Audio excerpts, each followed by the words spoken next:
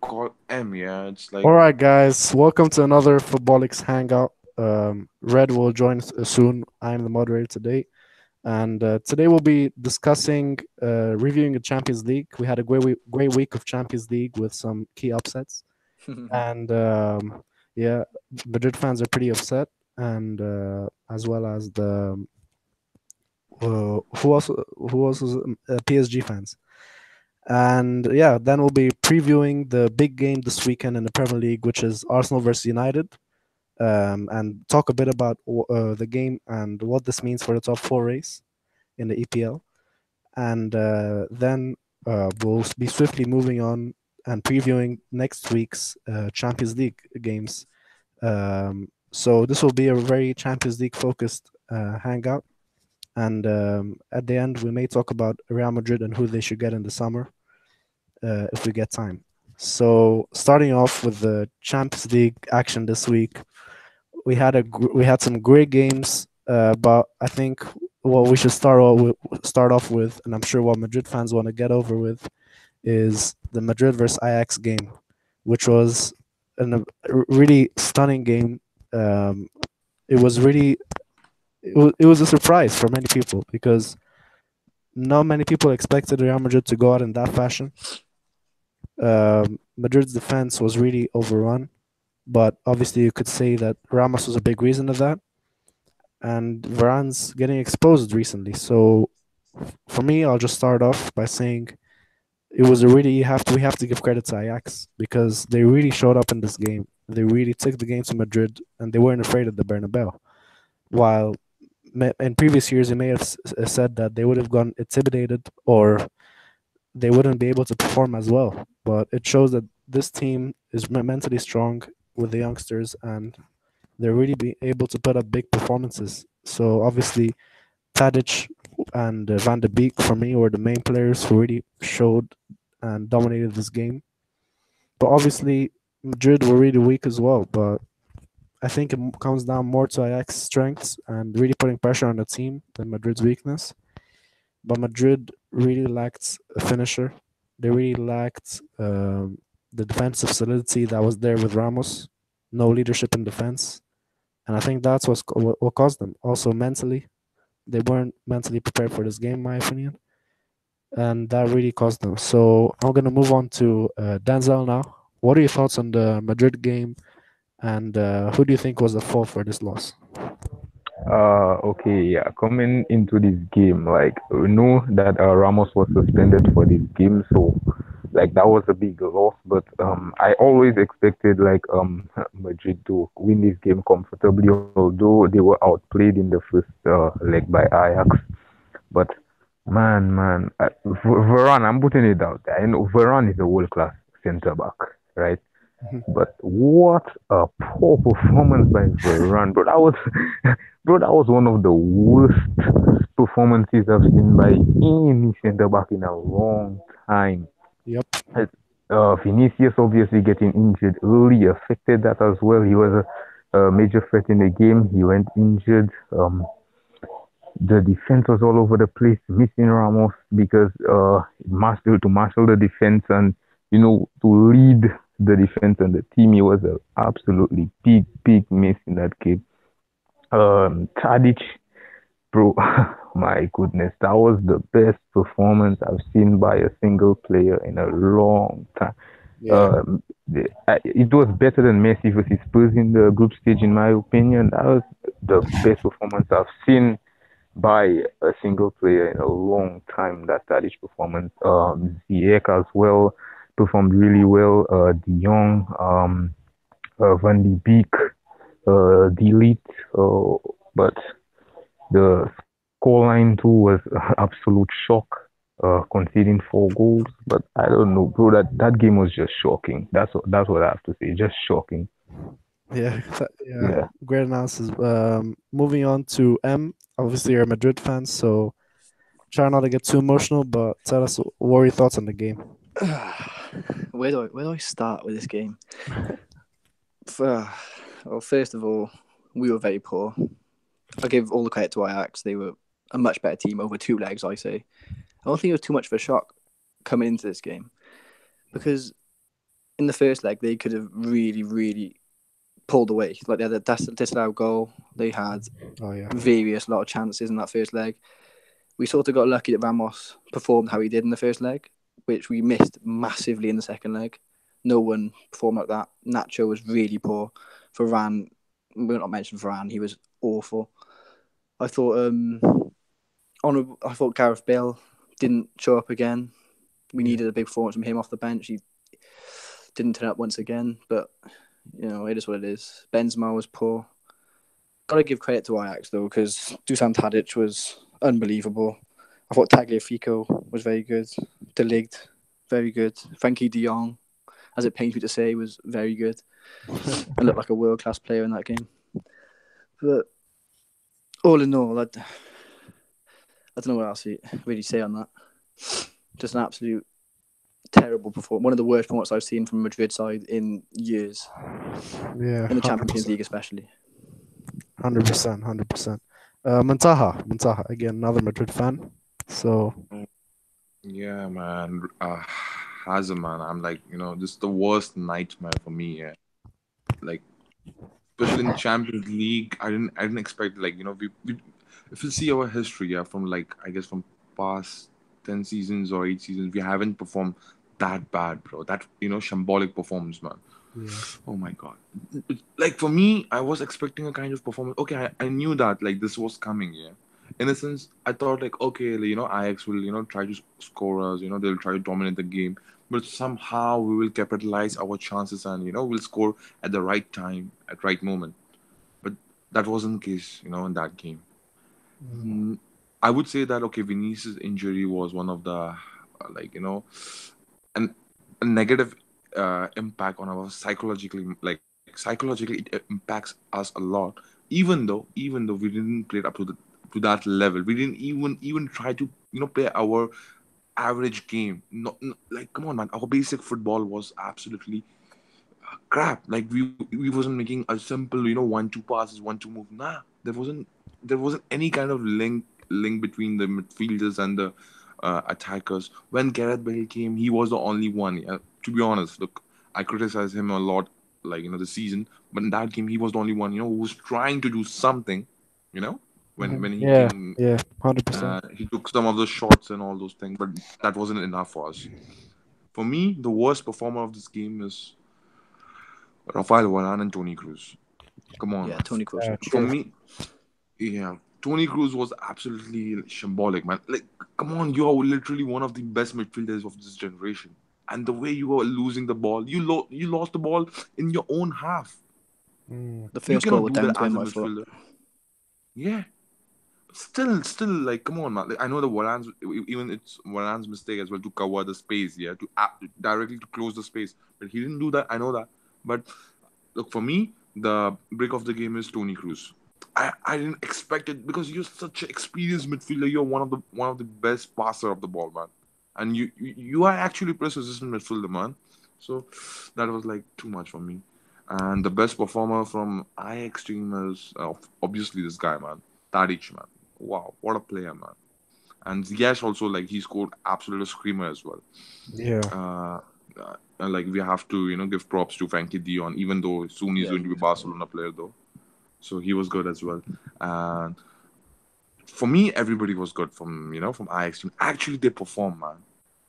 Daily And Blind was good, look, to be fair, as well. yeah, yeah. Even goalkeeper, yeah, Onana was good at times. He pulled out some crucial saves as well for them. Yeah. He did. And look, yeah, for me, like I'll tell you when we lost this game.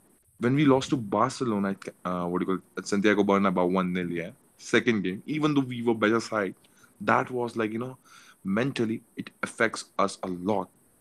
Yeah, I'm telling you, that at that time we lost this game because Ajax knew that now their morale is really low, and this is the best time to play against Madrid, regardless of like like we are playing in Champions League or whatever. This was the best time.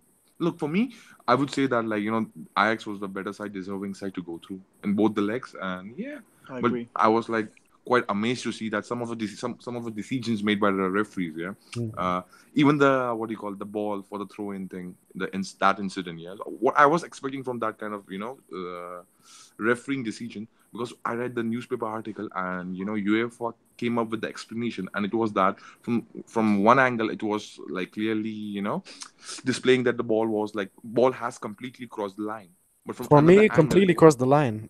yeah, That's, but yeah, but there is one loophole in this, what do you call, uh rule, is that at the end of the day it comes to the referee. It's referee who gives these kind of decisions, Mhm. and that was a bold statement, by UEFA. Like, it's depend upon the referee's perspective, and for a referee, when Oh, he saw that, so that wasn't the throw-in for us. So that's yeah. why they gave us a For goal. me, it was totally a throw-in. But yeah, thanks, Munta. I agree with the Tony Cruz. That was a good shot. He was the one of the worst players on the pitch. Yeah, so Uh, that's it, bro. okay. Great. So Pablo, what are your thoughts on the game? Wow, you don't know how happy I am right now, man. Oh, um, but Barcelona. but wow, Ajax, man, what a what a performance. They backed up their performance at the Cruyff Stadium. Um, Yeah. and wow, where do I start, man? Hmm. Okay, let's start for me the brick or the worst player on the pitch was definitely Varane because you can tell that Ramos is kind of the one who's like picking up his slack because when Ramos is there, you can he kind of makes up for the mistakes that he makes. Yeah, that's true. And so now that Ramos isn't there, and you have Nacho next to you, who isn't that experienced, you're the one who has to take control. But he didn't do that. So, That's true. but also, Montal, you mentioned Cruz, right? Yeah, you said he was your worst player, right?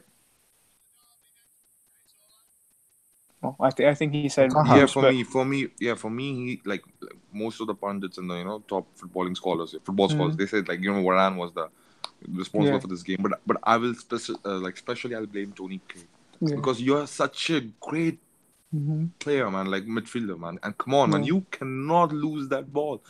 yeah, If you get dispossessed, man, commit a foul, take a foul.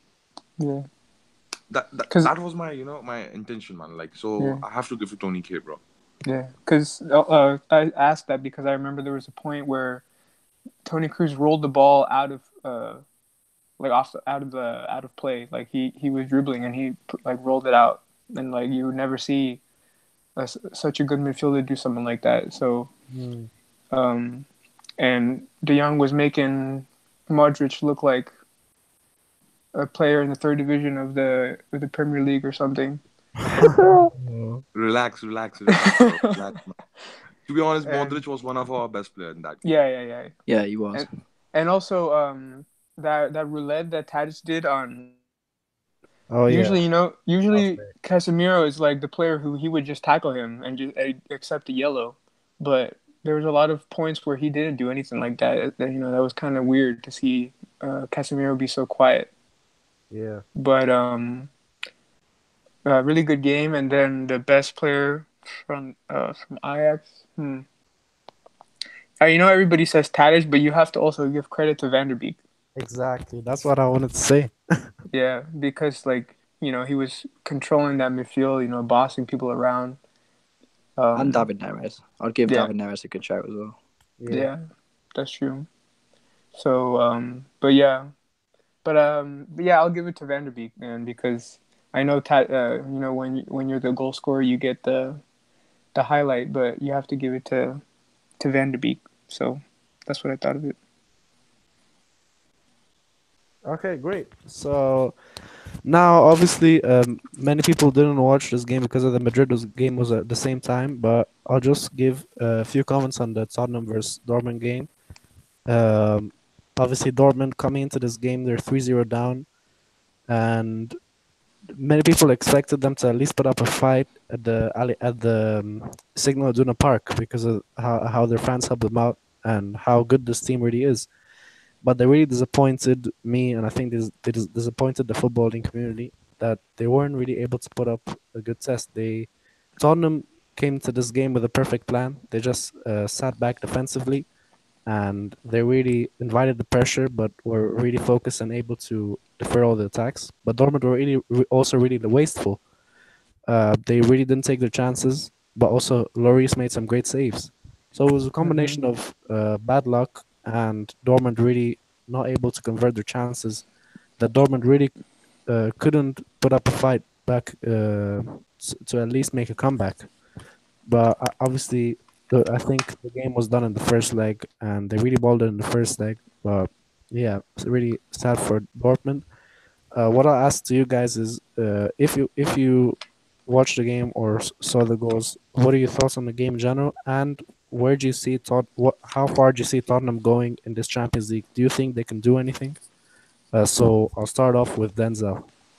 Yeah, I couldn't catch the game live because I was tuned into Madrid versus Ajax, but I got to watch it in full after. Um, for me, Tottenham was the better team again in the second leg. They didn't see much of the ball, but that was the plan. Yeah, It was a plan to sit back and just let the pressure soak the pressure because you already in the lead by three. There's no need to go out and try and attack and get more goals. They start back. Vertonghen was absolutely brilliant again. Lloris for me, he was man of the match. He kept Tottenham in not the tie, but in that game, that particular game, so many times. Dortmund were creating chances. Tottenham were very good defensively, but Dortmund were creating good chances, great chances. But Lloris was keeping Tottenham in the game. The lack of concentration at the back for Dortmund and Harry Kane. Obviously, you can't allow him that kind of chance. Absolutely, just smashes it uh, into the net. 1-0 Tottenham and 4-0 in aggregate. As for their chances in the Champions League, well, stranger things have happened, but nah. I think the best I can see them doing is reaching the semi-final. wow, semi-final. That's pretty far still, but that's interesting. Okay, moving on to M. What are your thoughts? If you got a glimpse of the game, how far can you see Tottenham going? Well, I can't really comment on both the legs because I didn't watch either of the legs for obvious reasons. Yeah, I was watching Madrid at both legs, yeah, but with the Tottenham prediction, I think it's a really hard one because Tottenham have the quality to go far in this competition, but they don't have the mentality, in my opinion, or yeah, I just don't think they're set up enough, like well enough to go on to challenge for this title just this moment, because they have a lot of world class players, Harry Kane being one, Vertonghen, Alderweireld, Dele Alli. They have a very good team, but I can't see them getting past the quarterfinals personally, just Mm. because of their mentality and just they don't seem to be able to push on and win these top trophies. It just doesn't seem to be happening at the moment. yeah, That's all my opinion. So I didn't really watch either of the games. I was just a bit disappointed with Dortmund in a way because yeah, they had a lot of hype coming into the tournament. Like everyone was putting them as underdogs to maybe get far, maybe win it. And he's disappointed in both legs. So that's all I can really say. yeah. I would agree. I don't think they're getting further than quarters, obviously, unless they get a easy draw. But we'll see about that. Okay, moving on to Muntaha. So, what do you think of the game, and how far do you see Tottenham going? Yeah, man. For me and the way they perform against Dortmund, that shows their mentality. That shows that what Poch wants from them. And for me, I think so. To reach quarterfinal is like it's more than enough for them. Look, when it comes to this kind of stages, yeah, like to perform in big knockout stage competition, I know they're a good side. They have some of the good players such as Son, Ericsson, Kane, Ali. Yes, but still, what if they face Barcelona or might be Liverpool or Munich? So it's not that easy to be honest. So I think so. Yeah, I don't think they will qualify. For semis though. Yeah, so quarters max for them. Okay, okay. Pablo. Yeah, I didn't get to watch the game, but honestly, I feel like if, like you said before, if they get lucky in the draw, then they'll be able to get to the semifinals. But Mm. after that, you'll be facing the big boys, and I don't think they'll be able to to get through that. So yeah. Yeah, I agree. I think unless they get an easy draw, I think it's gonna be quarters. So is that all? Is that all, Pablo? Yeah, I didn't. I mean, I wanted to watch the game, but I couldn't. Watching of course, watching Real Madrid. So All right. yeah, that's it. All right. So now moving on to the Wednesday, and this is the next big upset of the week, and really, I don't think anyone expected this. Maybe a few people did, but it was really tough to predict this. Most people thought PSG would be through against Man United. After PSG beat United 2-0 in the first leg in Old Trafford, it looked as if it was done. It looked as if it was sealed. United didn't really look as if they were threatening PSG, and PSG looked like they secured the deal. And the Parc des Princes is a really tough place to go to, as they've shown. So the fact that United went there and won 3-1 and really got the result they needed in the last minute was really dramatic and it really surprised everyone. And you have to give props to Man United. They put up a hell of a performance. They really put pressure on PSG. They were constantly searching for PSG's mistakes. Lukaku, what a performance! He really, really stepped up in this game with the two goals, and in general being a nuisance in the attack.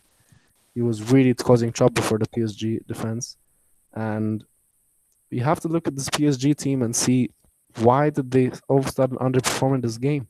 It's like they had a mental block. Something was missing mentally. They weren't performing their usual selves, and for me, it's a recurring thing every year where PSG aren't able to put up the performance they need to go to the next stage. And every year there's an expectation of winning the Champions League, and they're not able to fulfill it. And United completely dominated them this game, other than the some pockets of the game. And yeah, it was a great game and a huge upset. So, what do you guys think? Starting off with Denzel, what do you think of the game, and why do you think PSG bottle this every year? Yeah, this game, the tie as a whole, absolutely confusing, bro. The first leg, I expected United to absolutely smash PSG because PSG had injuries to key players and United were on fire. They beat United 2-0 at Old Trafford. That absolutely shocked me. And in the second leg, this time, I expected PSG to smash United out of the park. Mm. But the opposite happened, bro. Like, that was so confusing. What the game has barely started and you're already making a stupid mistake at the back. The back pass, Buffon comes out, Lukaku touches it on him, scores. Yet again, the second goal was a mistake by Buffon again. Lukaku was using his striker's instincts there to get the second goal. Kimpembe was such a poor performance from Kimpembe. Mbappe as well, he ghosted the game, absolutely ghosted. Got the assist in the opening minutes of the game, the equalizer, but after he absolutely ghosted that game. Mm. I think the setup by Oli was brilliant. I think the system that he played, it was a surprise to everyone. He changed up. Yeah. It worked perfectly. Um, the penalty, the decision, for me, it's a matter of opinion. In my opinion, it wasn't a penalty. Might be that because I hate United and the bias coming off, but for me, it wasn't a penalty. But for the way United played and for the absolute shit performance from PSG, that's what they deserved at the end. For me, PSG and the constant bottling in the Champions League, I don't know, bro. Like, I want to say it's mentality, but when you have players like Thiago Silva playing center back for you, like, for me, this shouldn't be a mentality problem. I seriously don't know if it's the way that the club is run. I don't know, but they have a problem. Like, they should be never reaching a Champions League semi-finals for the way that PSG is portrayed in the public is absolutely shameful. But I just don't know. Maybe it's the mentality of the players. Maybe I don't know the owner something. The Tuchel is a brilliant manager, so and I won't blame anything on him. It was just absolutely stupid mistakes from players that cost them the game. So PSG, man, it's a mentality for me. Maybe the mentality in the owner from top to bottom. Yeah, Okay. Yeah, I would agree with that. M. Well, this one was a really big shock to me. I really thought PSG were gonna seal this easy. With United's injuries, with United's their current form was good, but they had a lot of injuries. They had a poor performance against Liverpool. I just thought there was nothing but a PSG win on the cards in this game. But it's the same old PSG, isn't it? Really, they just it's not a mentality thing because they have winners in their team. They have obviously Thiago Silva, as you mentioned, and Mbappe's won the World Cup. He's young, but he's had that taste of winning. Verratti has had quite a lot of success. Like they have these experienced players, but I think everything just went right for United. Their game plan was perfect. It literally executed it perfectly. Individual mistakes from PSG, they got their fair share of luck. There was three individual mistakes for all three goals. You can't blame Tuchel for this. It's not on the manager. This is on the PSG players. This one, I think, and I just think the way PSG set up, they sort of looked a bit like they thought they'd already won before they even started the game. Like they didn't play with the same intensity as they did at Old Trafford. They didn't play with the same drive. The same Verratti wasn't as good. I didn't think he didn't control the game as much, even with a weaker midfield that Man United had with Fred, McTominay, who's really inexperienced. I just think United wanted it more and just executed their game plan to perfection. They capitalised on mistakes. Lukaku really showed up. Was really good performance from him after getting a lot of criticism in big games usually. And that's all I got. But Oh, I do think PSG have this block, as you said, Hazim. They must have this mental block or something because to spend £1.15 billion and not reach a Champions League semi final, yeah. it's It's outrageous. crazy. It's really tough to understand. So, all right, thanks, Sam. Muntaha, what are your thoughts on the game and why is PSG doing this every year? Yeah, bro. First of all, like before I start saying on the PSG subject, yeah, I just want to say, yeah, like at the time of like last 5 minutes or injury time, yeah, me and Pablo, yeah, was screaming, yeah, blow the whistle. I was so happy. I, Oh, I remember, yeah, me and Pablo was continuously screaming, yelling, fucking hell, like blow the, like it was so close, man. I remember, and they yeah. give them more 8 minutes of injury time. Uh, 8 minutes. There was three but minutes, it's yeah, but they give. because of the VAR decision took a long time. I agree. I agree. I agree. But still 8 to 10 minutes. Wow. So it means you played 100 minutes here this game.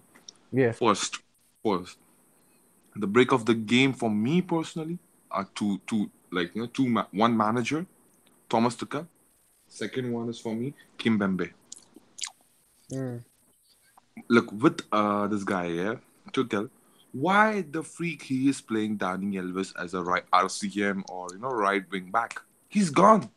This guy is like, come on, man. This guy is gone. You have to look at for his replacement. I guess Munier was on the bench. Yeah, Thomas Munier was on his bench or on bench. Why play 4-4-2 or like proper four at the back? Why the freak you are playing this guy Marquinhos as your center back? Do you know that from last 5-6 games? Yeah, if you see Kimpembe, I know he has great potentials, but he is not at that form. Yeah. He's committing mistakes. He's committing He's unnecessary very tackles. rash. Yeah. So why you're playing him instead of him? Why you didn't play Marquinhos? You didn't start it Edison Cavani as well in this game. Mm. I there are some rumors like this guy was fit and he was so upset with the lineups when he saw the lineups thing and he wasn't like his name wasn't there in the first 11. Yeah. Secondly, Was he injured though? I swear he was had a knock. Cavani, no, Cavani was fit. Cavani was was he? fit. Yeah, he was on bench. Pablo, your mic, bro. Yeah, Pablo, your mic. Yeah. So what I'm saying to you, this team, yeah, they have a kind of look. I cannot just say that okay, it's mental, but they have a mental issue as well, like problems as well. When it comes to round of 16, these guys are habitual of bottling round of 16 every freaking time. Okay, Yeah. Against Barcelona, they bottled. And you know what? And you know what? Yeah, when they bottle, yeah, even players bottle with the managers as well. Una Emre, worst decision. Next year, the year after that, in the next season, it was Una Emre, and he didn't make, he made some, massive errors with his substitution, and he brought brought off what do you call Cavani. He subbed off actually Cavani in that game, and this guy, what is his name, Asensio and Vasquez, they have killed that game, man. This season, again, Thomas Tuchel with what do you call the same mistake with the. I can't understand what kind of lineup was that. What kind of formation was that? Look, I know he's great tactician. Yeah, I'm not denying that. I respect. I'm giving his props for the what do you call for the Dortmund, the way he managed Dortmund. I remember. But come on, this is PSG, man. This is not Dortmund. Yeah, So, that's and look, it's just finally, I want to say that, yeah, this team needs to learn to play without your star man, your talisman. Look, you at times even in the first leg they won, but you have to finish the game on both the fronts, home away. yeah, This is Champions League for me. It's like one of the most difficult competition, not in just football, in sports. yep, So yep. you have to finish your chances. You have to kill your chance. Di Maria was the best player Mm. in both the legs. Yeah, he was. He was. For me, there is no excuse, man. You cannot look. You are one of the elite team in the world of football, man. Yeah, yeah, And finally, I just want to say one thing: PSG, please, please. I know you have great attackers. Get some good midfielders. Get some what do you call proper defenders. yeah, Get rid of from what do you call from Thiago Silva, and I know he's good, but you have to take the step now. yeah. You need at least someone to partner Thiago Silva, other than Yeah, Kimpembe. yeah. Look, you can sign some of the defenders from like Alderweireld from Spurs. Yeah, Would be a good signing for them. Koulibaly. Koulibaly, yeah, Koulibaly would be like a perfect signing for them. You can go. Come on, man. Come on. You have to invest in the right place. Look, the city. Yeah, look, the city. But I know they underperform in Champions League. But if you see them, why not? mm. Why you just invest 200 mils on All just right. one or two players? Well, That's it. we have to move on, bro. Yeah, Yeah, great that's points. Great points. Pablo. Yeah, PSG is a joke. They're battlers, like always. Um, what is it? How many years in a row already they've been knocked out of or they haven't passed the quarterfinals? I don't know exactly how long, but they're just bottlers, man. You can't buy your way into winning the Champions League. Hmm. Yeah, that's true. That's true. They waste all this money. They bought Neymar, and he was obviously he helped them a lot, but they bought Mbappe and all these players, but you're still getting knocked out to a B team, a B Manchester United team. It Yeah, was their second. It was basically yeah, their man. second That was team. It was a embarrassing. Yeah, I second know, I string know. team, yeah. Yeah, Yeah, it was basically their second team, yeah, well, that's true.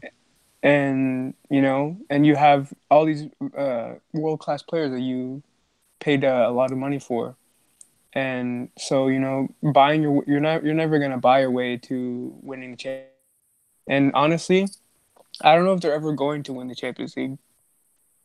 I know that's like Wow, wow. that's a probably a tough thing to say because who knows, but um, if they don't play like a team, they play together in unison, and well, for one, the league that they play in is not that I Hmm. don't know. I don't want to disrespect League One, but it's not that competitive. Yeah.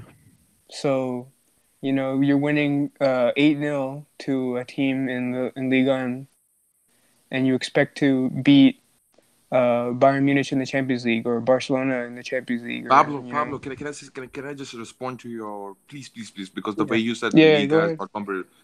Back in 2010, 2011, 2009, Mm-hmm. 2009, I mean, sorry. Yeah. Yeah, Bundesliga, La Liga wasn't that competitive enough yeah, yeah, compared to if you see at the time the Premier League Serie A was, yeah. yeah, yeah, But if you look at the teams like Madrid, Barcelona, Bayern, these teams used to perform on the highest yeah, stages. yeah. That's So true. for me, I don't think so. Like this is the the what do you call that problem? Nah, I don't think so. This is the only look. This might be one of the issue, but not the issue. Yeah, Sorry, yeah. go ahead. No, yeah, that's true. Yeah, because the leagues were, like you said, they weren't that difficult. I mean, the Liga was more difficult than the Liga and all that stuff before. So who knows? Maybe in the future they'll eventually have the team will play in unison. The man they'll have the right manager, Hmm. and then everything will go well. But I don't know, man. But yeah, they're certified bottlers. All right. All right, so moving on quickly to the last game of the week, the Champions League week, which was Porto Roma. This was a great game, which was really end to end from the beginning. Obviously, Roma in the first leg were coming into this with a 2-1 lead. So this game started off with end to end, but Porto were getting the better of them.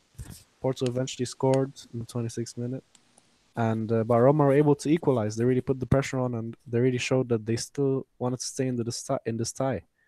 And then Marega scored in the second half, and that made it go to extra time. And it was a really tough battle between these two teams, and it was pretty even. Roma had some really good chances that they missed with the Dzeko chip, for example, that they really should have buried.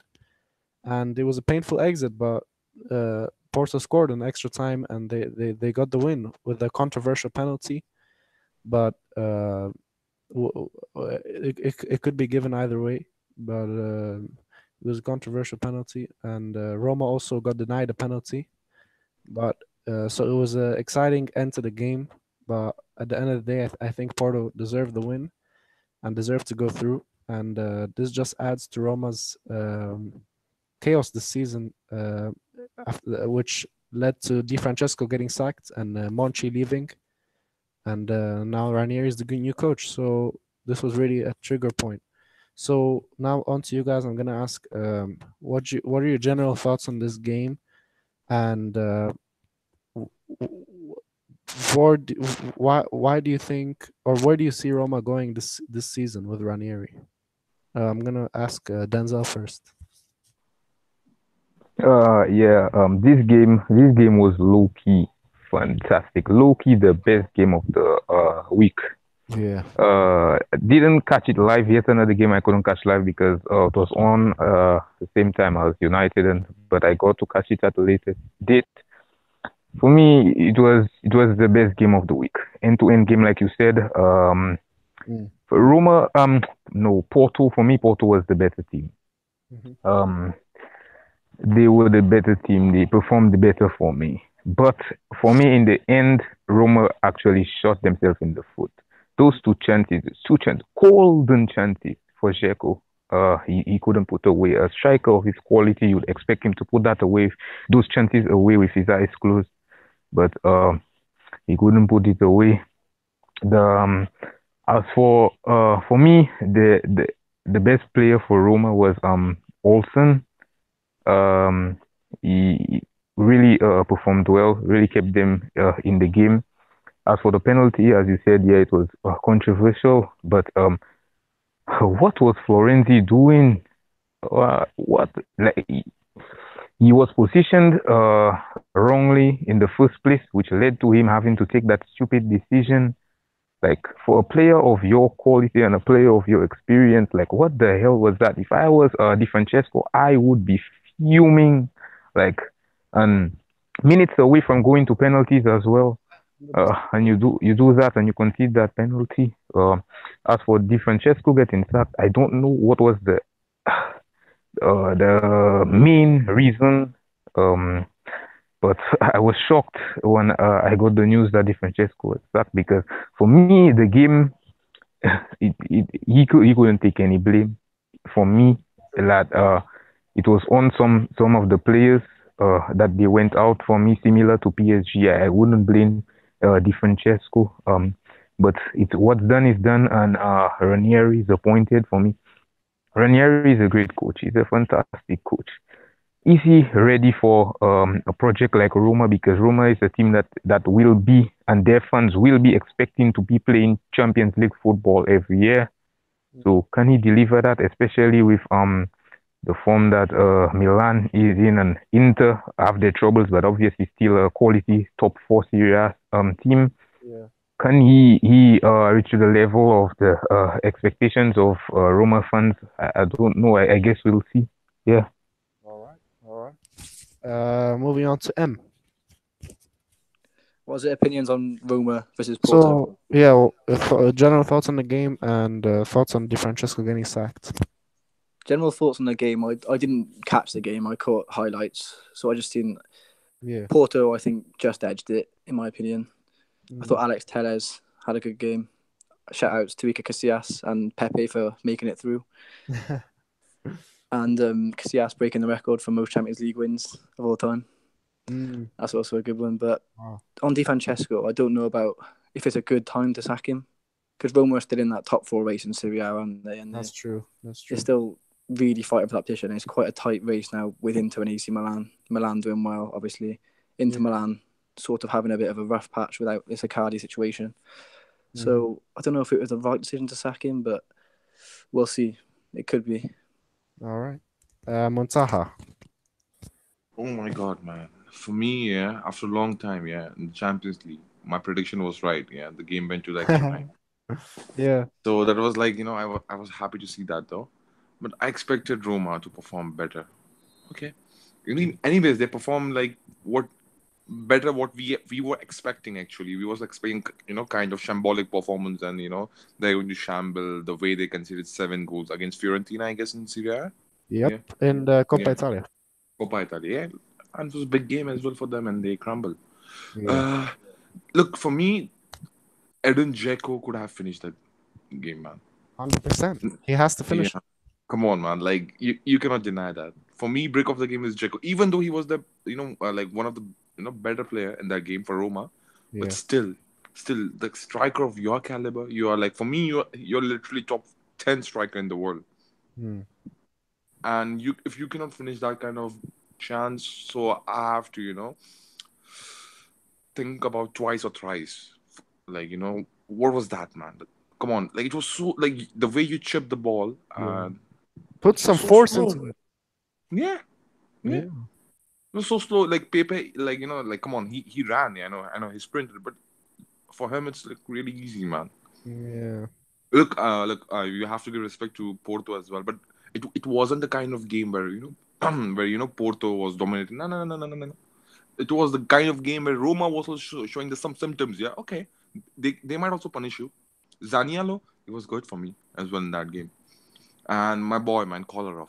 How many times I told you, man, this guy is one of the best, wing backs in Champions League. I don't Like, want to cut you off, Muntaha, but go for ahead. me, Zaniolo was very, very poor. Yep. No, for me, he was good, man. For He me, was he was good. average. Average. He was okay. He was okay. No, look, to be honest, I'm quite humble with youngsters, man. I love youngsters, to be honest. So, yeah. So, yeah, man. So, for me, the best player for Roma is this guy, man. What's his name, bro? I forgot his name, man. Zaniolo. No, no, no, not his name. No, Kolarov. no, no. Color up. Kolarov. Kolarov, yeah. Kolarov for me is the best player Yeah. for Roma. Anyways, the way Roma considered the penalty, and they allowed them to score. But still over there, I just want to blame Shonet Shakir, the referee. Yeah? He's literally one of the best referee in the world of football. Okay? Yeah. How didn't you make that call? For Roma, it was a penalty as well. Yep. On It was a penalty. He chipped 130, it. yeah, 132 minutes, something like that. Yeah. Yeah. You should have given the call, man. Come on. Yeah. He should have given. So, yeah, so for me, I won't say Roma, Porto was complete deserving side to win. Yeah, but better performance doesn't make you, get the results at times. We have witnessed, this is football, man, to be honest. Like, we have seen, many times, bro. Like, teams like who performing better, they're losing 3, 5, 6 in this one.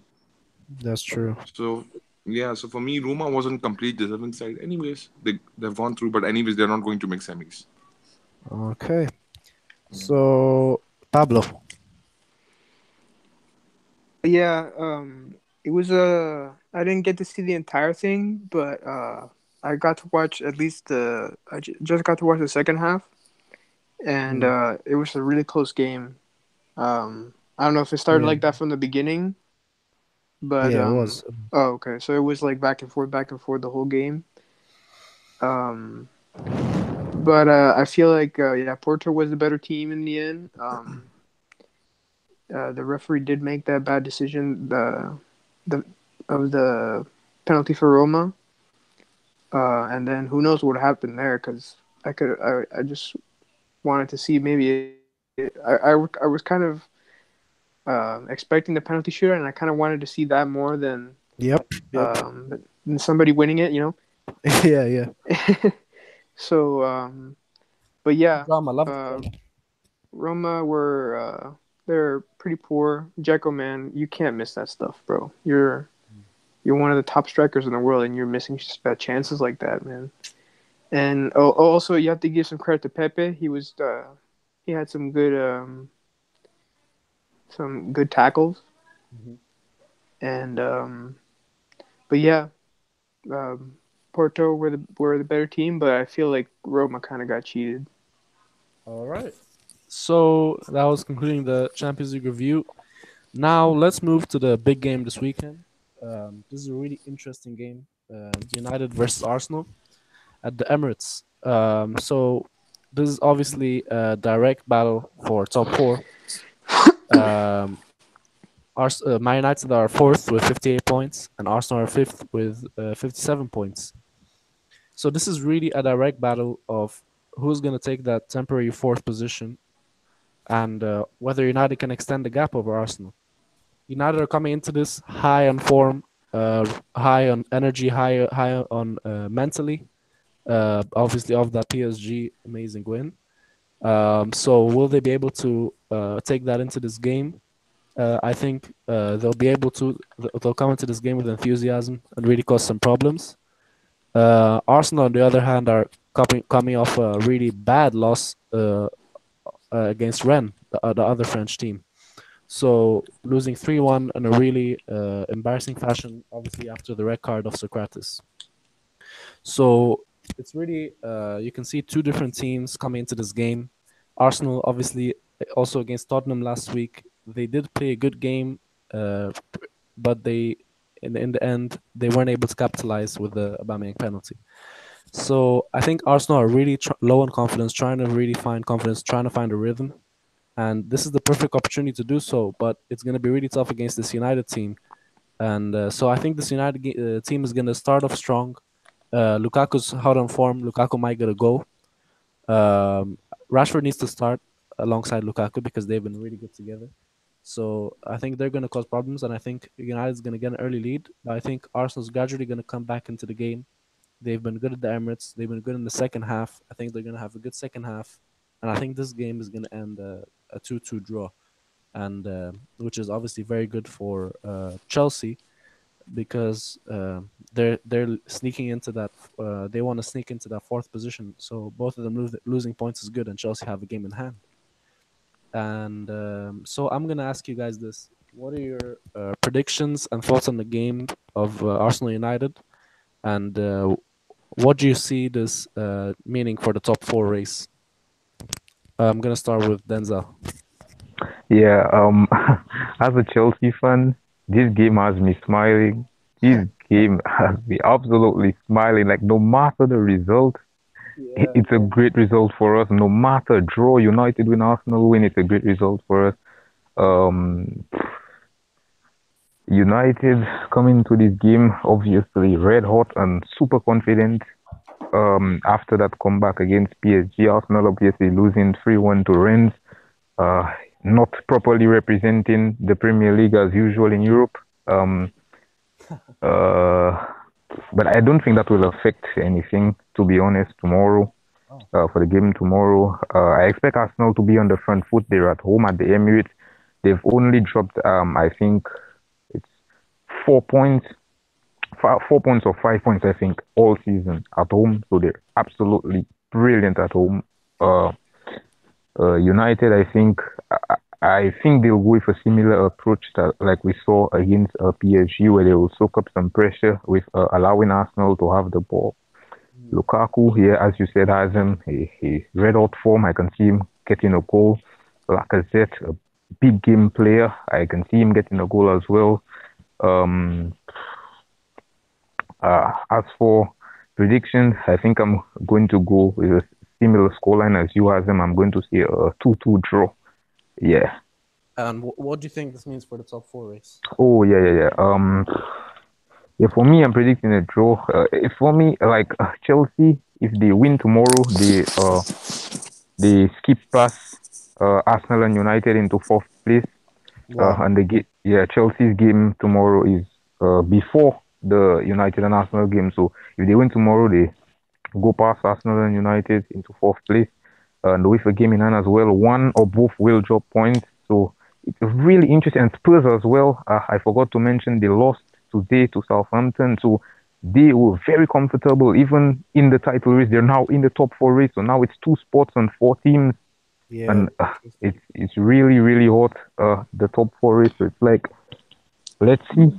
Yeah. So okay. M.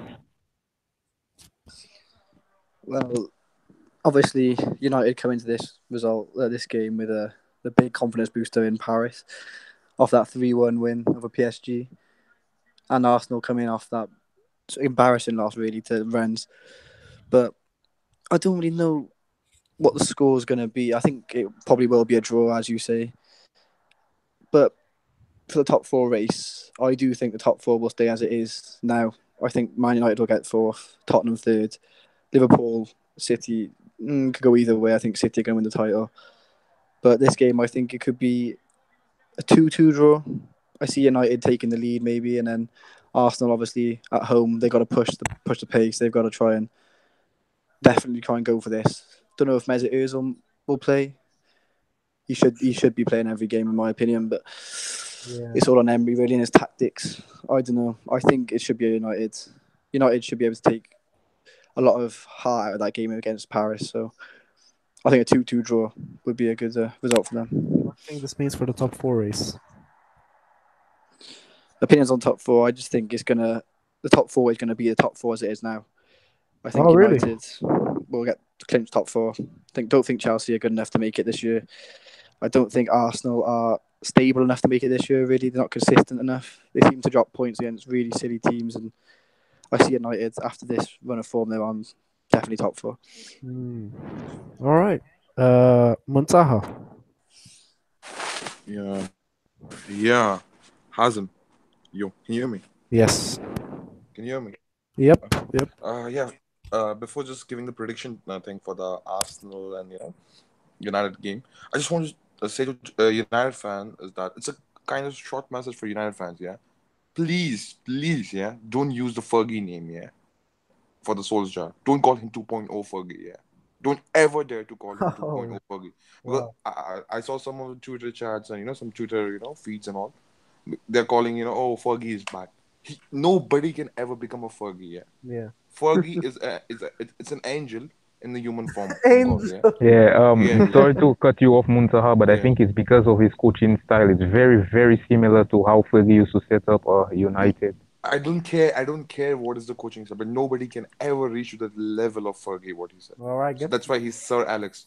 Apart from this subject, I just want to say one thing: United is definitely making top four. I'm telling you, United is making top four for sure. And the only team I think so the top four race is between Chelsea and Spurs. Again, the same as the last season where we witnessed Chelsea bottling the top four. But this season, I still think Chelsea can make top four, and I think so. United will finish top three, and Chelsea there will be a battle between Spurs and Chelsea. I think so because Chelsea has two more games to play, isn't it? Two games in hand. One game. Yeah, yeah. Two games. After tomorrow, it's one. Yeah. So it means overall two games. So still, I think so. United, look, if Chelsea wins both of the games, yeah. So like they might have 62 points. Yeah. So Yeah, they'll make top three. But what I'm yeah, expecting from this game, what I'm expecting is like I don't think that they will win both the games. I think they will draw one game and win tomorrow's game. So still they'll make it 60 points, something like that. So I think it will be fight between Chelsea and Spurs for top four. Yeah. And yeah, prediction time. Yeah, for me, I think so. United is winning 3-1 away. And what do you think? Top four race. Yeah, I said it. Like I think so. Still, Liverpool has chance to win the Premier League.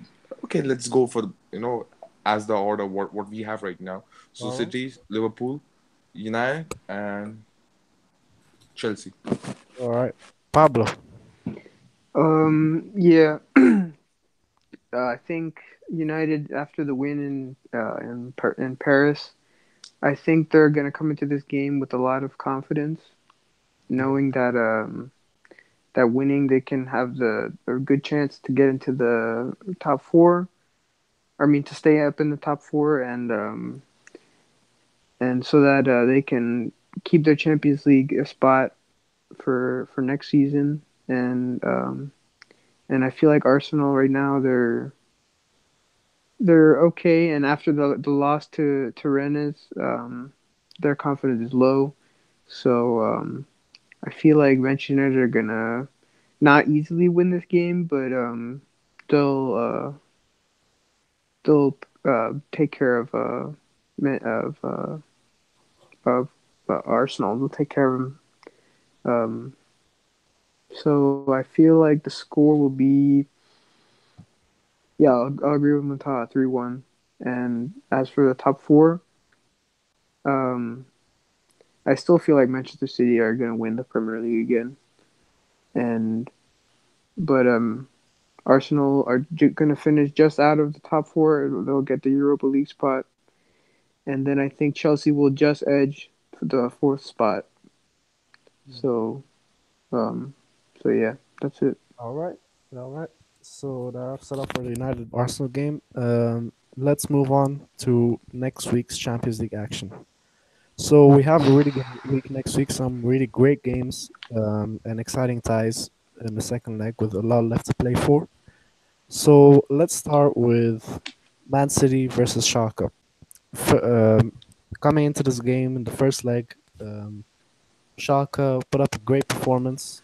They were winning the game 2-1, but City got a red card, and it really looked like Schalke would be able to get the result. But City were able to come back, and City really put together and were able to finally finish their chances in the second half. And Desani scored that amazing free kick, and they won the game. So looking forward to this game. I think for me, as much as the comebacks happened last week, I just don't think Schalke will be able to do it, especially since it's at the Etihad, um, and I don't think uh, the Schalke team is a naturally defensive team, so I don't think they're going to be able to go all out attack, and they'll just be playing on a counter, and I think City will be able to get an early goal, and from that, Schalke will just be playing catch up. So to put it brief, I think City will go through, and I don't think Schalke will cause too many problems, or at least not as much as they did in the first leg. So Denzel, what are your brief thoughts on this game? Yeah, before I give my thoughts on my prediction for the game, I want to say I have to apologize to Schalke because I absolutely expected City to just smash Schalke, embarrass Schalke in the first leg away. But I was warned, especially by you, Hazem, that it was not going to be an easy game for City. Yeah. And you were right, you were right. It was not an easy game at all for City. City were fortunate, in fact, to come out that game with a win.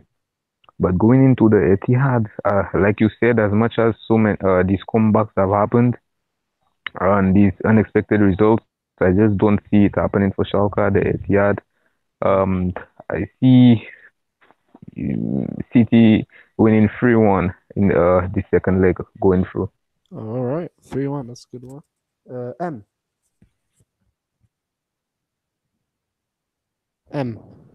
Are you there? Is it City versus Schalke? Yep. City versus Schalke. I'll give credit to Schalke for the first leg because they really did surprise everyone with that result. I thought they played very well. They Yeah. deserved to win that game, in my opinion. A moment of brilliant from Sane really changed the tie.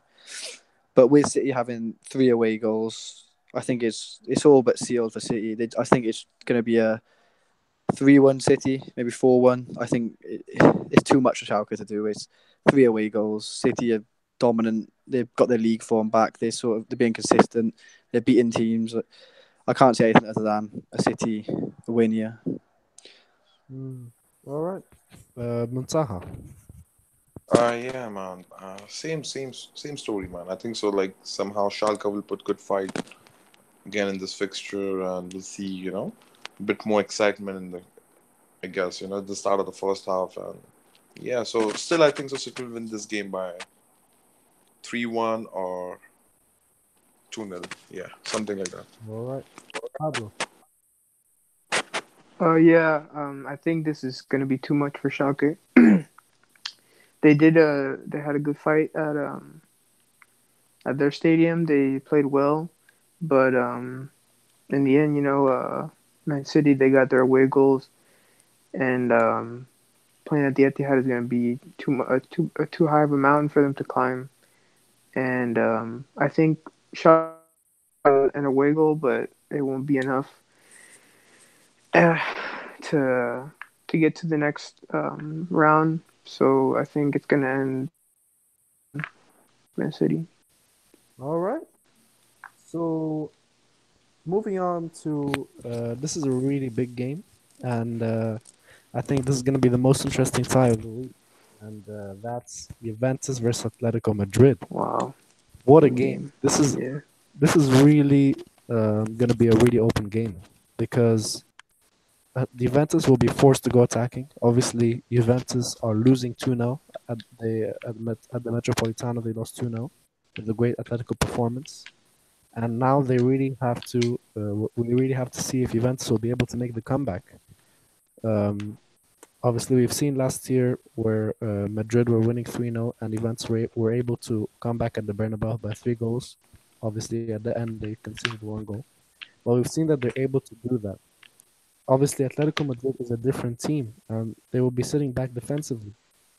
And originally, I would have said Juventus are going through, but it would be really tough to break down the Atletico defense. But I think now that Godin and Felipe Luis are injured, I think it's really, really a good chance the Juventus go through. And if they really just lock down the defense and between the lines and really just push Atletico and constantly put pressure on them, with the players coming back like Douglas Costa, I think they can be really dangerous. And especially with the early goal, I see Juventus going through with a 2-0 win and penalties, going through on penalties.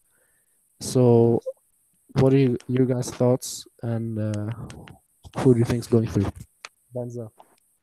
Yeah, 2-0 to come. I think for me, in my opinion, Atletico may just be the worst team to try to come back again in a second leg of a tie. 2-0 is going to be extremely difficult. No prizes for anyone that guesses how Atletico will set up in this game. They're gonna pack 3 buses and a train on top of it. Just But remember, defend, Benza, defend. Godin Yeah, and Felipe Luis are injured. exact. But like that's the thing. That's why I think that I'm still a bit, you know, wary of my prediction because Godin is that massive miss. Luis is a massive miss as well. Uh, I just, oh my goodness. The Atletico rested some players in their league game today. Uh, Still got the job done, 1-0. But as for my prediction, I think uh 2-1. I think Juventus will go 2-0 up and Atletico will just clinch that goal, break their hearts. Yeah. All right. M. This is a very tough one to call Atletico Juve because I would usually go Atletico on this one because of their well-known defensive prowesses in European competitions. But since Juve do have Cristiano Ronaldo and anything's possible with a player like that on your team, like if they get an early goal, they're well back in this game. The problem is for Atletico, they are missing key players for the system that they play. Godin is out injured. Felipe Luis is out injured. Thomas Partey is out injured. Diego Costa is suspended. So if Juve didn't have a chance before after the 2-0, they really do have a big chance now, in my opinion. And it's all on an Allegri, I reckon. He needs to start Cancelo. I think Douglas Costa needs to start in this leg. They need to play with as much width as they can. Try and put Atletico out. Try and plug gaps and really rely on Cristiano Ronaldo to step up and be what they want him to be in the Champions League because that's what he does best. I'm going with, I reckon 3-1 Juventus, and I reckon they'll go out because Atletico get the away goal. They want him to be. All right. Montaja. Before I go to Montaja, I just want to add that Juventus rested around 10 players this weekend, so that's also big. They rested their key players, so yeah. Montaja. Yeah. Oh my God, Hazard. It's really difficult to call, man. To be honest. Oh my God. Oh my God. Look, I know that like they're 2-0 down, UA. But we saw it like, even we witnessed, some of the Atletico games this season, especially in Champions League away. They're not that good, man. They're not the same Atletico what we saw, like, on Venda Metropolitano. So, looks, I will say that UA has chance now. They have chance. Like before the game, yeah, when match was like the first leg was ended, yeah, 2-0, I guess. I thought, okay, it's done for Juve. But there are some positives which are, actually coming in favor of Juve. Godin is injured. Thomas Partey is suspended. Diego Costa is suspended. Felipe Luis is injured. So literally four crucial players of the first 11 squad. I know that like they'll start play Johan Fran now on the left, I guess. Yep. No, sorry. Lucas Hernandez is going to replace him. Yeah. But Lucas Hernandez is a naturally centre back. And if Godin is missing this game, so they have to play Lucas Hernandez on the left centre back. So with whom they will replace left back position? That's the question. Second, Saul and Godin. Sorry, Saul and Koke. Yeah. I watched today's game, Atletico's game. They won 1-0. Yeah, it was a good game, but for me, still, I think so.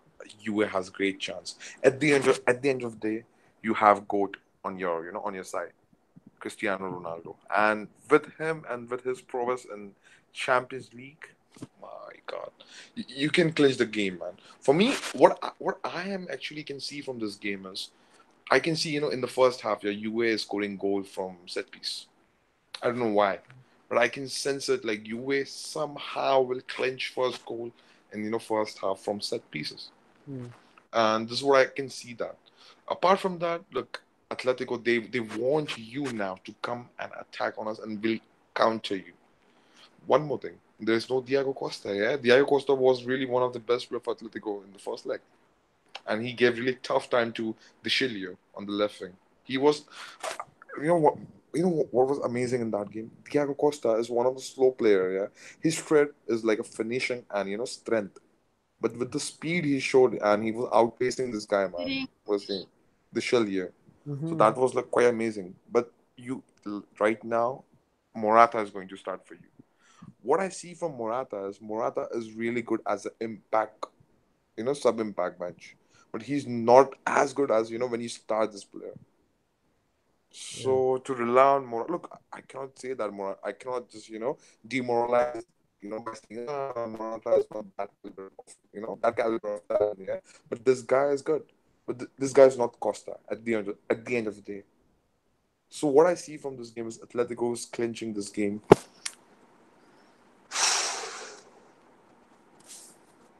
3-0. No, Wow. sorry, Juventus are winning this game. Yeah, Oh, okay. 3-0. Yeah, 3-0. Wow, wow, yeah, wow. yeah. Okay. Pablo. Yeah, like everyone is saying, they're missing Atletico players, and I don't know if without them if they're going to be able to perform at Turin or in Turin, and they have of course Ronaldo on their side. If they play the right, if they use the right players, can totally destroy Atletico. I mean, I think the score will be tight, but actually, I'm going to say that they're going to go to penalties, Oh, and um, and I think um, Atletico will win on penalties. all right. Really? Yeah, Okay. just to No, spice no, things up. just for the yeah, I know. But from the penalty perspective, yeah, penalty shootout perspective, yeah, how many Mm-hmm. penalty kickers Atletico have? Oh yeah, Saul, yeah. Saul, Mm-hmm. Koke, Griezmann. Yeah. I guess three. Yeah. What? How many penalty kickers Juventus have? Bonucci, Ronaldo, and Pjanic. Mandzukic, Yeah. Mandzukic Dybala, is Mandzukic is. Dybala's a good pen taker. I Dybala. don't think Dybala is a good penalty taker. Are you sure? Yeah, Yeah, Dybala's a really good pen good, taker. really good. Yeah. So like you can see that Juventus have better penalty kickers than Atletico. Yeah. Penalties is Yeah. all down to mentality, really, though, isn't it? It's not. Yeah. It's not always down to best pen takers on the day. Yeah, but still, you have that kind of positive note on your side. So, And Atletico have the better goalkeeper if we're really Oblak. but come on, man, this guy is No, also I would great, say man. Chesney's better this season, but that's a matter of Chesney is opinion. An also. Oblak. Yeah, this season, of course, Chesney's one of the best in Europe this season, if not the best.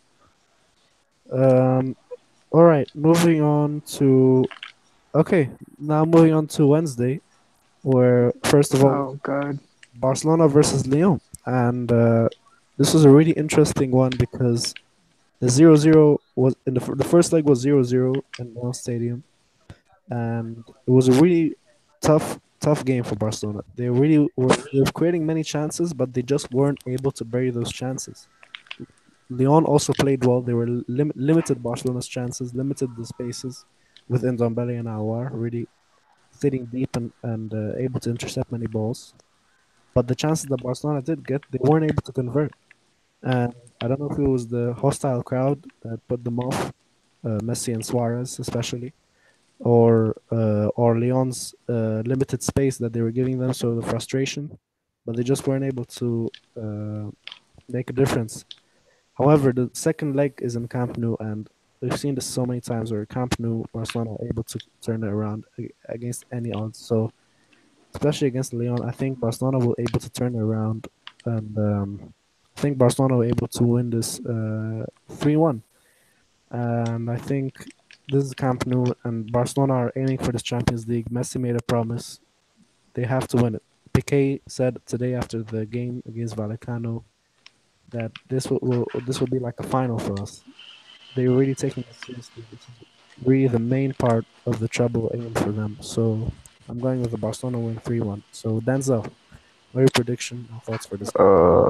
Here, the first leg ended 0-0. If Lyon were more clinical, well, you can say that for Barcelona as well.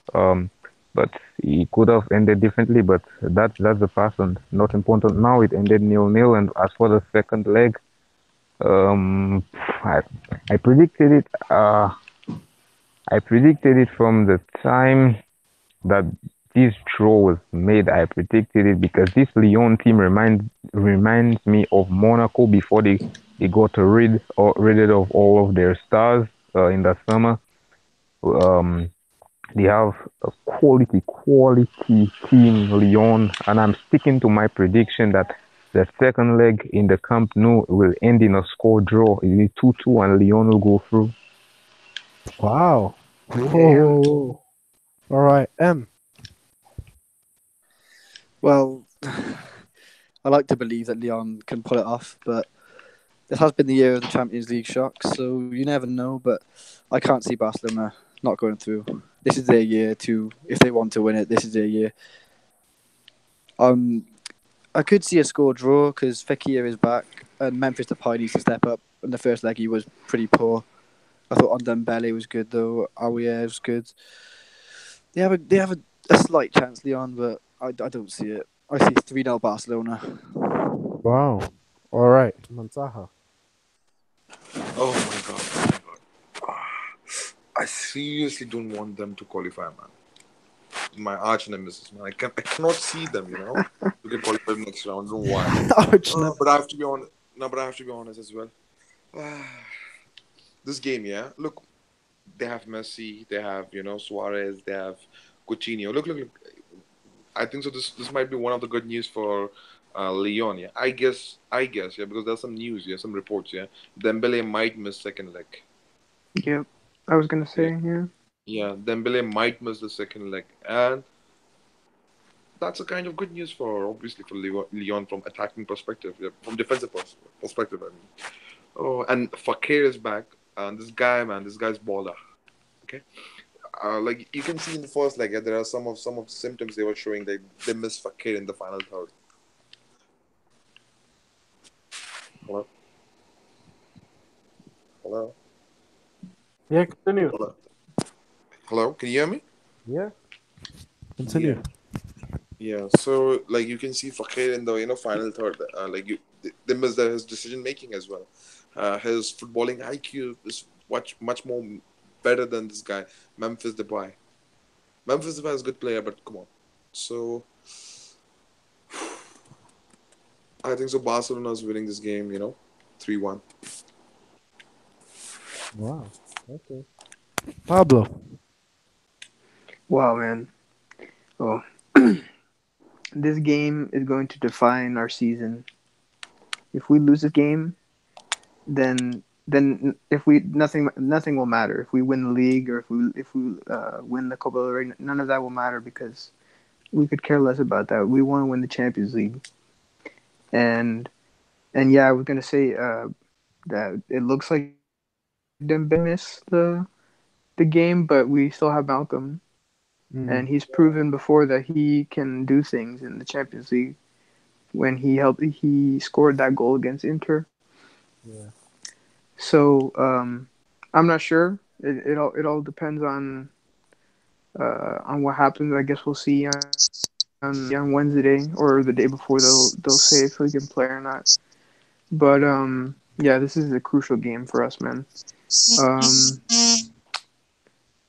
I I feel like Leon they're gonna score at one goal and it's that's better for them. They'll play a lot more. They played well in the first leg, but I think they'll play much better than they did. But this is the Camp Nou, man. Do you remember what happened to PSG? Yep. So But wait, I wait, wait, wait. What about AC One thing, Milan? yeah. What about AC One Milan? thing. Barca, we are live. Relax. So what I want to say is that, like, come on, mm, man, but don't make this Barcelona to fool you. Attack them. oh no. Attack Yes, them. I'm definitely. telling you, go attack you. You will get your rewards. At the end, you will get your rewards. So just Oh yeah, for it's sure. it's not the same Barcelona what we used to watch than last season or season before that. Yeah, be very careful because the defense is not as strong. Hmm. Um, Lenglet and Piqué have been playing really well this season, but there are times that they have some weaknesses. Um, and also we missed Arthur in the first leg, man. Arthur has been crucial in our Yeah. team, and now that he's back, I think that will help us. So I think Barcelona.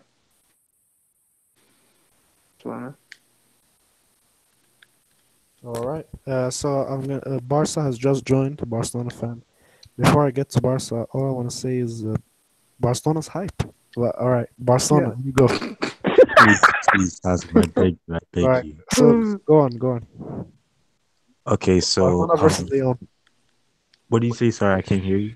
Barcelona versus Lyon. Thoughts? Okay. So for me, I and this is my thing about the game. I think we're going. I think we're gonna win 3-1. I think we're gonna win 3-1. Um,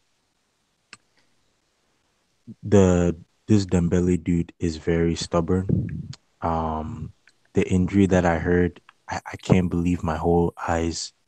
I can't believe that you can play 90 minutes and after 90 minutes you can get injured so badly. To me, that there's something wrong with you. He didn't play Um, 90 minutes. yeah, he played a full 90. No, he Did he did. play a No, full he second didn't. half? No, he only played the second half. Yeah. Anyways, if we bring you off of the bench and you play a full second half and you get Hmm. injured afterwards, then you need to eat healthy. You need to Oh really my work on your god, My fitness. gosh, bro. Barca. Serious, The serious oh stuff. my god. But for me, I think we're gonna win 3-1. And again, I think we should go counter-attacking. I don't think we should have the same approach that we did in the Lyon game, the first leg. Although we did play well, I think we have to change it up a little bit and, you know, wait for a chance so that we can bury our chances, and hope that Lyon miss their chance. So I think it's not going to be easy. Umtiti is really good. Longley, okay, again, I don't know. I don't. It will be very interesting who he starts He's to not be gonna the start today. He's not gonna start partnership today. for PK. But I think it's going to be Longley. I don't think Umtiti is going to play. And I'm very interested to see the midfield three because he, Ernesto Valverde has been very stubborn with his lineups. Whenever he brings in Arthur, he puts Arturo Vidal and Busquets. Whenever he brings in Rakitic, he'll put in Arturo Vidal and Ivan Rakitic. There's no creativity. There's no Not nothing. not And a hundred today, percent true, but okay. hello, Not 100% true, but okay. it is. It is. He's too stubborn. Alenia should have been playing today. He didn't get a chance to play. And Malcolm too only played 6 minutes. It is ridiculous how this manager has been so stubborn to the core where it is literally affecting the team crazily. So again, and then having to depend on Messi is such a big issue for us. But yeah, man, we need to make the semis. I think this season we have the team. I think we're gonna beat Leon, but I think we have to make the semis this season. So All right. yeah, that's all I can say, Hasm. I mean, All right. yeah, Thanks. So now moving on to the final game of the week, and this is a really big one. This is a big one, and it's Bayern versus Liverpool. Well, The first leg, it was a nil-nil draw. Really disappointing for Liverpool because they couldn't score at Anfield, and Bayern were really able to put in a defensive performance and keep the clean sheet, which was their aim. This second leg, I think Bayern really needs to go with a higher line than in the first leg and go more attacking. They have to take their chance. They're at the Allianz. They need to go and get the goal. And the key thing in this game is you really need to get service to Lewandowski. Obviously, in the first game, there wasn't any service to him. He really had to come back and spread the ball. But part of the reason of that was the selfishness of the wingers and the defensive tactic of the game. This game will be more open, so I think there will be more chances. So you really need to uh, really put the ball in the box and feed the ball to Lewandowski. And for me, the key thing in this game is I would start Ribery ahead of Coman because we saw Ribery play today in Bayern's 6-0 win against Wolfsburg, and he gave 3 assists, and he was really uh, feeding the ball to Lewandowski.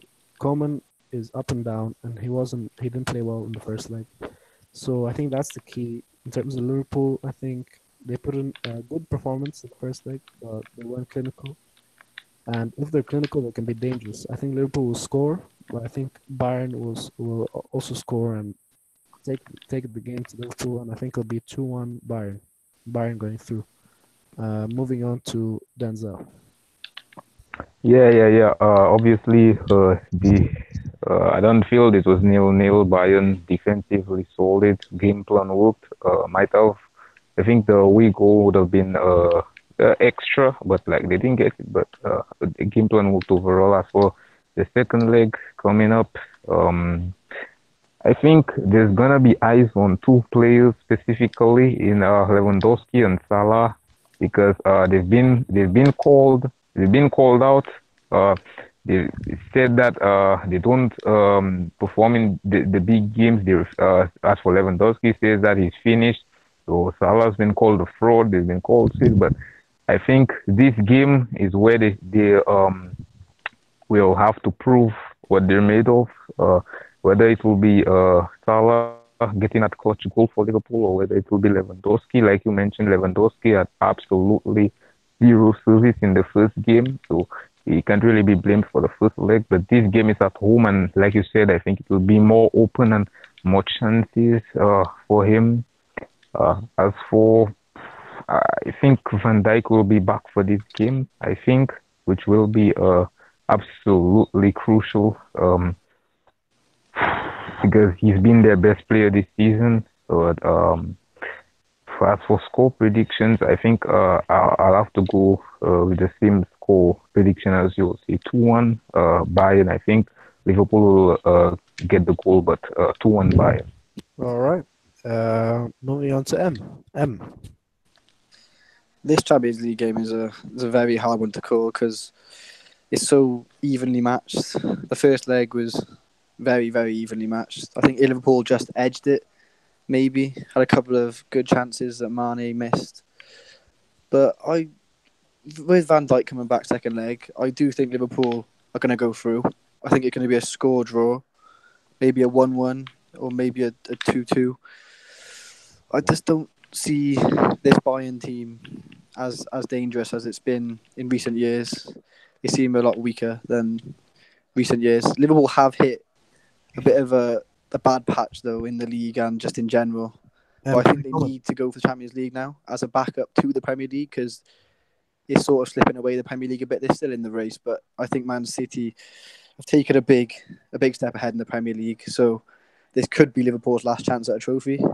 So I think they're going to go through with a score draw. I'm saying 2-2. I think. Bear in mind that Bayern won 6-0 today and are hot form. Yeah, true.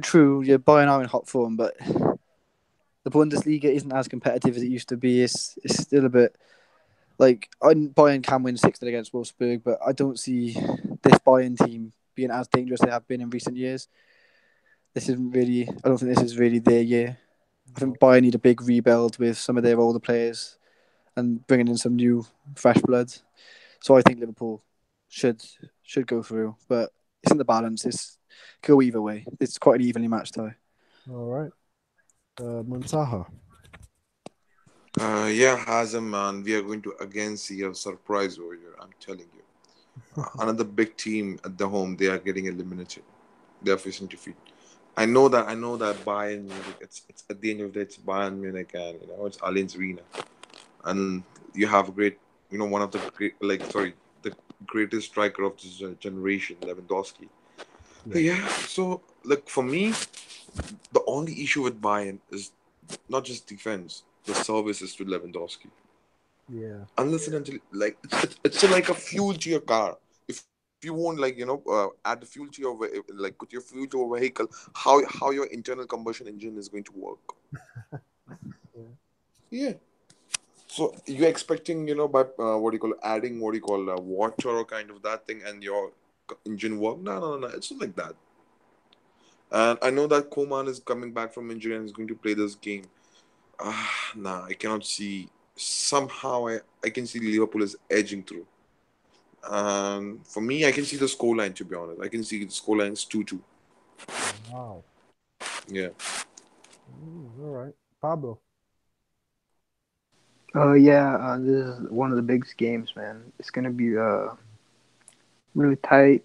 Um, now that Van Dijk is back, that's a big plus for Liverpool, and just for not maybe not just for that reason, but it'll be a big reason why I think Liverpool will go through. And yeah, and I agree with everybody. It'll be a scoreless draw, 2-2. All right.